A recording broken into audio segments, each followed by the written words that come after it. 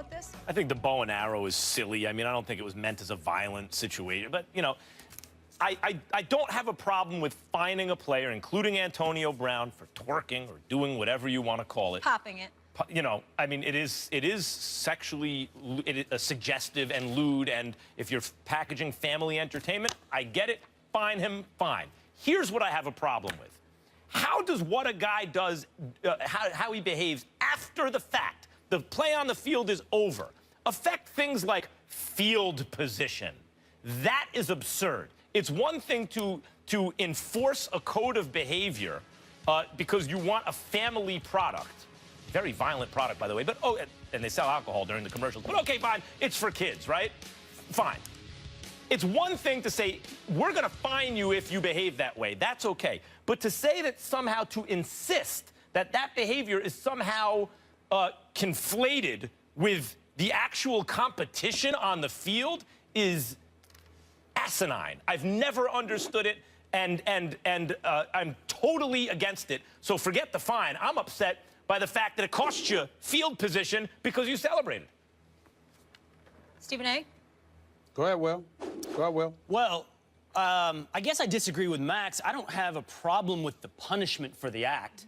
I have a problem with the application of the rule, which I can't parse. I can't figure out. It's like most things in the NFL these days. And to me, this is actually one of the biggest problems the NFL faces is we don't know what we're watching, apparently. We can't trust our eyes. We can't see reality because there's this alternate reality, a shadow reality, that is the NFL rulebook. And to know what a catch is, or a fumble, or who recovered a fumble, or what's too much celebration, you got to sort of consult the oracles. And they throw chicken bones and look into the instant replay booth, and they come out with some arbitrary decision that's never consistent. And that's a problem for the NFL because it convinces us that it allows us to consider that it's unfair, that it's rigged. It allows us to go, wait, why is that not a catch? It was a catch in the game last week. It was a catch earlier in the game. I don't understand what's going on here. That's the biggest problem. And so this arbitrary enforcement, because we don't know what's violent, what's sexually subjective, what the definition of a catch is, that's a real problem for the NFL. And honestly, I don't know how they nail it down. I mean, how do you technically nail down what's sexually suggestive? Sexually suggestive. I do have to say. Okay, but where's the line? I think both of those were. I'm just saying. You can't trust the eyes point really quickly is a very good point because I also have a beef there, but it's not so much in terms of the application of the rules. It's like your team scores, but am I allowed to be happy? Oh, they're reviewing the scoring play. I don't know. Did it count? Did it not count? You can't ever feel the emotion in the moment that you can be confident is a permanent emotion, that you're allowed to feel that way because they apply all these rules in ways that are like Byzantine and hard to understand. Stephen A.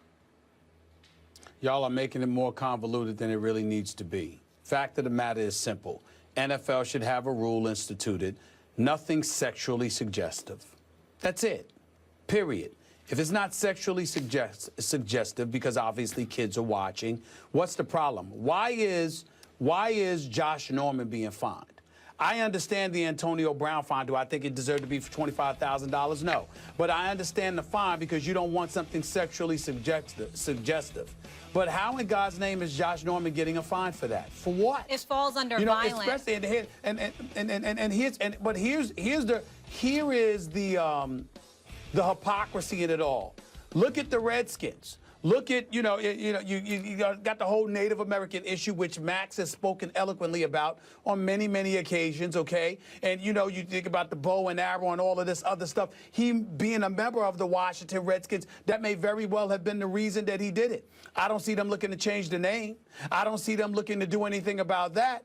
Why would you sit up there and penalize him for something that harmless? And that's just one of the examples. There are many others where the NFL has definitely been a bit excessive. I mean, you're controlling the shoes folks wear, the color socks they wear, and stuff like that. I mean, the list just goes on and on and on. It doesn't stop, and that's why I applaud and completely appreciate Mike Tomlin and where he's coming from, where Mike Tomlin said we need you to be a bit more specific as to what warrants warrants a fine, as opposed to something being so arbitrary and being implemented, you know, on an arbitrary basis where you can't define exactly what the problem is until you are confronted by it. And if you got a problem with somebody, how about giving them a warning first and then make sure and see what happens thereafter, So, Stephen as A., opposed to just, you know, deciding to fine them. You would pare down the unsportsmanlike conduct penalties in celebration to sexually suggestive. That's what you're saying. You'd allow the bow and arrow. Yes. You'd allow the flexing and all that.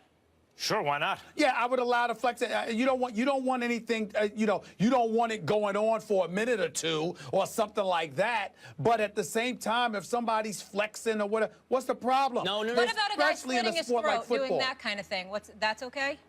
Well, again, okay, fine. Something sexually suggestive Or violent. or violent. That's Okay, a but bow here's and the arrow. problem. So here's the Bow and problem. arrow I'm can with hurt Stephen A. someone. I'm with Stephen A. The way to fix your problems is to pare down your rule book. It's like the federal criminal code. Nobody can get their hands around it, and there's laws that contradict each other. They literally don't know how many things are against the law at the federal level at this point. We don't know what's going on in the NFL.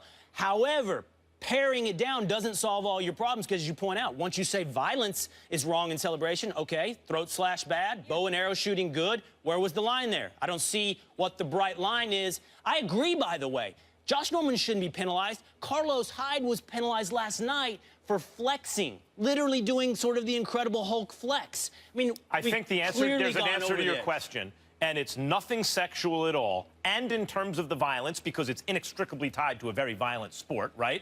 You got to do it on a case-by-case basis, and when they see something they don't like, they can say, okay, he did that. The next time someone does that, that's going to be a fine. I think people can be reasonable about what violent stuff constitutes what. And to Stephen A's point, I think that's the real reason. I don't think it's about the violence with the bow and arrow. I think that the Washington franchise is under some pressure about the name, and they felt that that hit a little too close to home. No question, but the flexing should be allowed. And I don't need to see a man twerking, just throwing that They out should there. I know. never sacrifice that's field your position team because secret. they celebrated. That's absurd.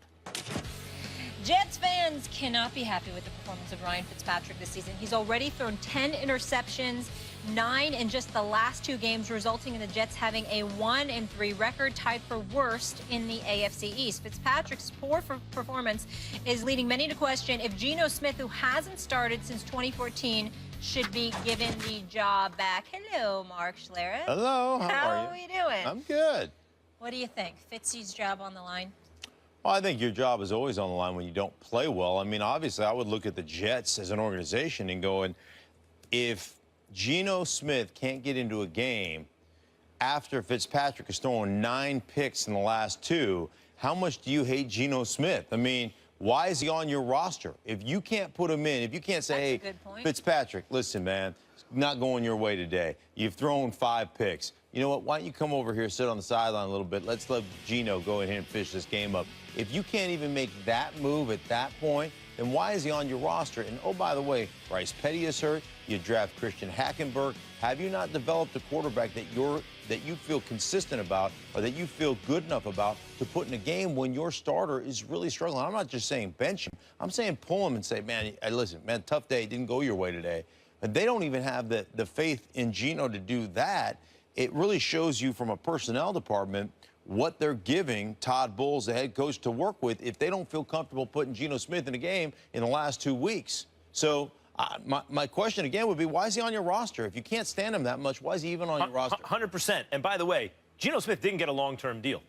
First, he didn't get the money he wanted, then he didn't get the years he wanted, and there's a reason for that. It's because he hasn't been a very good quarterback throughout his career. He's a competent NFL quarterback, a very good backup, and as a starter, you're probably looking for someone a little bit better. If, you know, he doesn't look like a long-term, never been a long-term answer to anyone's franchise.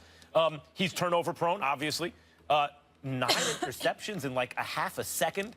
Yeah, the other guy should be starting. And the thing is, since you don't have long-term plans for Fitzpatrick, since if you lose this week, you're probably not going to make the playoffs, and since at least Geno Smith has shown flashes at times, why wouldn't you start him? It doesn't make any sense. I think absolutely Fitzpatrick's job should be on the line this weekend. It makes perfect sense why you wouldn't start Geno Smith. Geno Smith is 11-18 as a starter in New York. His QBRs in the 2 seasons that he played was 38 and 44. Enough said. New York doesn't believe in him. New Yorkers don't want him. Plus, you went out and you drafted, you drafted Bryce Petty. You drafted this guy Hackenberg out of Penn State. And so the fact of the matter is you've got 3 quarterbacks on your roster where none of them may work for you. I like McCagnon a lot. I'm really fond of him. But these are the kind of questions that have to be answered. Whether it's him, it's Bowles, or both. Something's wrong with that picture when you are looking at a Ryan Fitzpatrick. You got 3 other quarterbacks, and you ain't thinking about playing any of them. Now, in Ryan Fitzpatrick's defense, I will say this. You got the 6 interceptions against Kansas City. Deplorable performance, no doubt about that. But those 3 interceptions he threw last week, I thought were a relative misnomer. One of those interceptions went right through the hands of his receiver. The other one was a desperation heave near the end of the game. So to me, those 2 don't really count.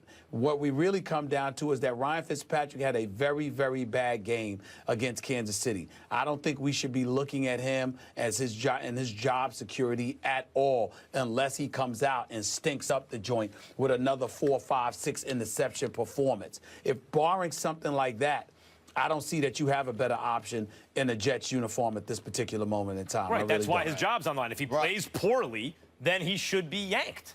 Well, he should be, but if you don't... But go ahead. I'm sorry. No, if you have no faith in the guys that you have on your roster, why are they on the roster? Here's the other thing, man, that doesn't get enough attention in this day and age of the National Football League, and this is a big issue. And this is where some franchises set themselves apart, and other franchises continue to struggle along the way. It's not just drafting guys. The most important part is developing guys. And it's really hard to do nowadays because you don't get to practice anymore. You don't get the time. You don't get that. So you better have guys on your staff that know how to develop a player and get that player up to speed quickly without that practice time. And, you know, the franchises that are doing it right now, the Denver Broncos have done a great job. New England is always exceptional at this. They draft, but more importantly, they develop. You can't develop a quarterback that you feel comfortable with in 2 weeks when your quarterback has thrown 9 interceptions. You got issues. And by the way, how do you develop a guy if he never gets out on the field? If he's why is he on your roster? That's the first part, right? Right. And secondly, he doesn't get any more experience if he's never on the field. Let's not pretend Geno Smith didn't also have some pretty good games in the NFL. He has. Right. And Ryan Fitzpatrick, Stephen A., has been good throughout his entire career for a grand total of 2 seasons. Not great, good for 2 years out of his whole career. I would ask both of you this, and maybe what are the good games you're talking about with Geno Smith? You want me to tell you the dates off the top of my head? Geno Smith, the last time he actually started for the Jets, threw like 3 touchdowns. Off the top of my head, I've seen him had good moments.